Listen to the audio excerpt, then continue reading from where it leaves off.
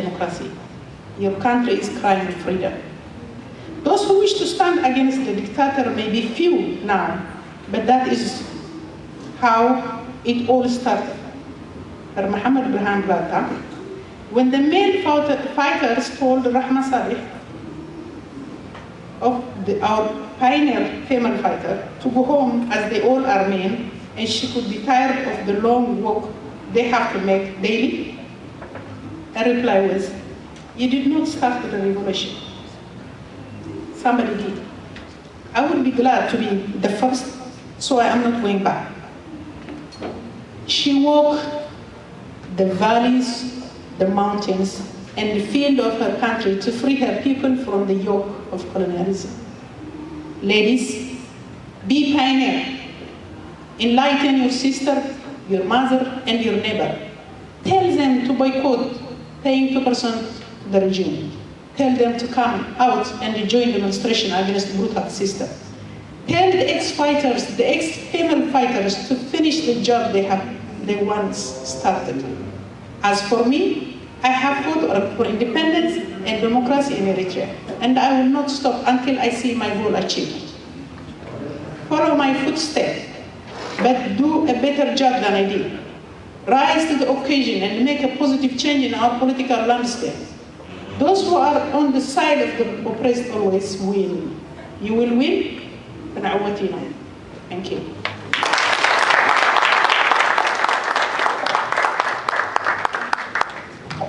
يغنيلنا هذا يغنيلنا إذا تمرتاون وأناون صنعتاون تقول ملأخذي بإنجليزية كهولا نرني بإنجليزية تحسرنيها بإنجليزية تلقى تحسحتوا معي إذا إنجليزية بركو مسبركو حنت نقدر ذكي أقول له خد صعدكم عبا عفان بالبحر بشمل با سدتني كان في إثيوبيا ليش الزارب بسرعة يوز مسألة الزارب عن سبب روماتي عبا عفان جاب أمريكا مشيلو جاء أبو شمال باول مرتيو أبو زين قرب كتفتي لكاتمة ماتي مجيب عفان أبزي بسرعة يوز نايقوان قانا قرزم صونديني عزيب الناتي تانجلزني سبلا ينو عبيلو نايفتون خود كامات مجيب مريانو كاب أدسابة دولة ملو كاب إثيوبيا ماتي بأفان كميل لخاك إلمو أما كم يجي كذا هم أو شو بالوالد كا أو شو بالوالد حاشا عدو كذا كذا لا ميجي كا ما عدو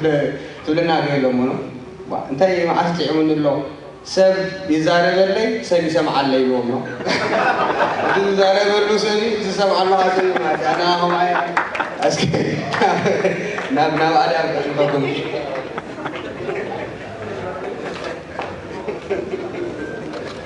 Thank you, Musia.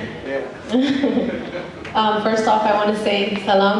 Hello, everyone. I hope everyone's doing well. Thank you for some of the women that came out. I really appreciate you a lot. It's a lot of motivation and support for us. I also want to thank all the guys that came from Ohio, Mulu from Arizona, Mulu from Austin, Dawi from Arizona. I really appreciate the youth for coming out. Asia is a hero for me because when I joined this struggle, there are no women. A lot of the Habesha women just are detached. They don't want to talk about it. They don't want to think about it. Darga to Natom Sedetnyasi, they forgot all about it. Vijaka Asia, for me, in my opinion. So I want to say thank you, Asia. Okay? Okay, I'll begin. First and foremost, I would like to thank all of you who are present today attending this seminar. It's going to be in English, is that okay? Okay. Some of you flew from different parts of the United States and some of you drove from very far. I'm very appreciative of your sacrifices, from your work schedules to leaving your family behind and so on. The reason I'm showing you this gratitude is not solely for formality purposes. It is to express to everyone the significance of uniting together. My emphasis on everyone being present today is due to the fact that each and every individual united together is the foundation for success. In this setting of unity, we the people can communicate diplomatically, assess various issues, and ultimately create solutions. United we stand, divided we fall. Living in the diaspora does make it a bit difficult for everyone to convene in one place. whenever we would like. However, through seminars such as this today and technology, we must not falter in our struggle and maintain our unity by any means necessary. Today, I would like to shed light on using proper political language and the power of words within our political climate. In order to spread awareness properly and bring change to any situation, we must use proper language. Within our political campaign, we must choose and use words wisely in order to captivate audiences, such as yourself. The word I would like to begin with is opposition. Opposition. The reason why I bring up the word opposition is because a few years ago to recent, folks in the Eritrean community say, "Kusto ikwamyu," or "Tekwamai," with such a negative tone. Growing up here in the US, English is my first language, Tigrinya is my second.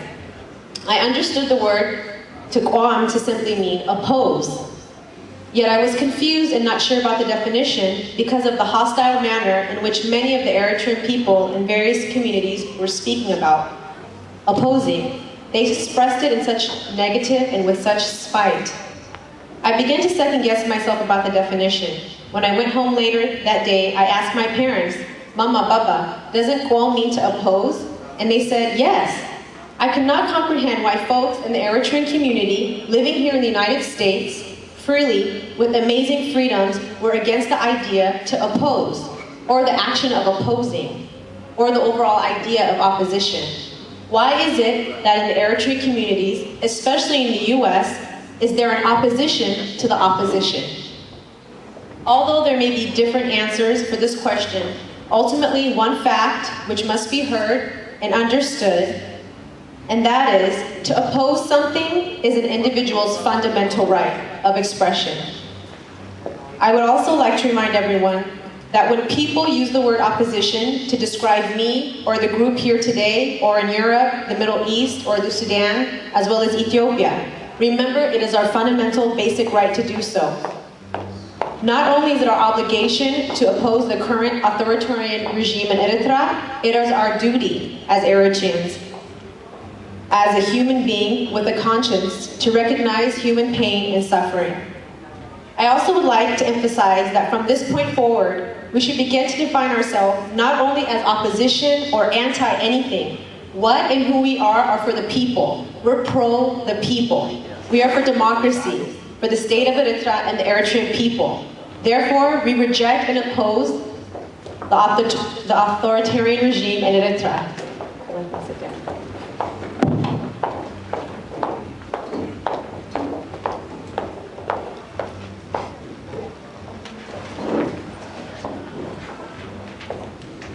Okay, so basically what I'm trying to say is we are for the Eritrean youth, the young men and women to pursue their education and live a prosperous life in their own country. Therefore, we oppose the slave labor in Sawa. We are for the Eritrean people to have the rule of law. Therefore, we oppose the absence of a constitution. Overall, we are opposed to the denial of basic freedoms and non-existent fundamental human rights in Eritrea. We oppose the tyrannical dictatorship and overall authoritarian regime in Eritrea. Who we are and who we stand with are the Eritrean people, who are entitled to have freedoms and liberties such as freedom of religion, expression, press, and free enterprise, just as we who live here in the US are privileged to enjoy these freedoms and human rights.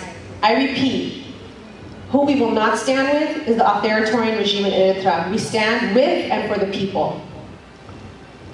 Although we all are aware of the present situation in Eritrea, there are other Eritreans who begin the discussion of Eritrea with stating sentiments such as our government. They say Mangistina, which brings me to another example of the power behind words. I tell them, if we're going to have a proper and honest discussion about Eritrea, then first let us ask ourselves, do we have a legitimate, established government for the people, by the people? How long are we going to live in denial and listen to folks say, our government, Mangistina, when the fact of the matter is there is no legitimate government established by the people, for the people? Has Eritrea become an independent state? Technically, yes. Politically speaking, Eritrea is a sovereign state and legally recognized within the international community. Fundamentally, however, our struggle for true independence and human rights for the Eritrean people in Eritrea, it still continues. We young women and men who were not born or too young to participate for the struggle for independence will now carry the torch and continue the campaign for a democratic and free Eritrea for the Eritrean people. Some may view this struggle as politica, it's politics. It's not, it's a human issue. Psychologically, mentally, emotionally, financially. Hizbana, our people, Hawakna, brothers and sisters, they are suffering, and many are dying. Eritreans specific living here in the United States need to wake up and listen to the cries of our brothers and sisters who are suffering in Sedet. It is 2011. Eritreans are still refugees. We are using the word Sedet as if it is a part of our makeup. My parents escaped in the 70s, and still Eritreans are fleeing Eritrea. How long are we, Eritreawi, going to be refugees? Eritrea, as we all know, ultimately is a one-man show. The tyrannical state of Eritrea is described as an authoritarian regime. For too long, the Eritrean authoritarian regime, Higedef, has used false political language within our dialogue of Eritrea. They use phrases and references to gain the support of the people. So in our political campaign, we must remember words are powerful, and we must acknowledge the relevance and significance of using proper political language within our dialogue of Eritrea. So what I'm simply saying is we must be conscious of our struggle on all levels, from the way we think to the words coming out of our mouths. In doing this, people will begin to understand the truth and see the reality of the dire situation of this Eritrean authoritarian regime. I begin this conversation today with the idea that as a political party, we must be cognitive of the political language we use and the power behind words. Excuse me. Refugees, opposition, authoritarian regime, these are all words that have become the fabric of our Eritrean culture. As I stated earlier, unity is the foundation to success. We need to be rid of the fear factor and divisiveness which has been embedded within the state of Eritrea and within the Eritrean people. Instead, we all Eritreans who are concerned citizens of Eritrea need to recognize the issues and unite on any level and communicate in order for us to clean up our house. For those Eritreans who are living in the state of deception, I ask you to wake up. We endured the loss of our parents' generation during the first war for independence, Natsanet. We lost another generation of youth during the Badame War. Currently, we are still losing generations of Eritreans to this authoritarian regime. Azia Haftana reminded us earlier of all our martyrs in the Eritrean struggle, and we should never forget their sacrifices. I would like to close by stating that our gender as women, especially historically speaking within the Eritrean struggle, we have always stood and fought in the front lines with our brothers, and is within our bloodline to continue the struggle within the same manner. Thus, we as young women and men, youth, all Eritreans, let us unite in the vision of a peaceful, stable, and free Eritrea.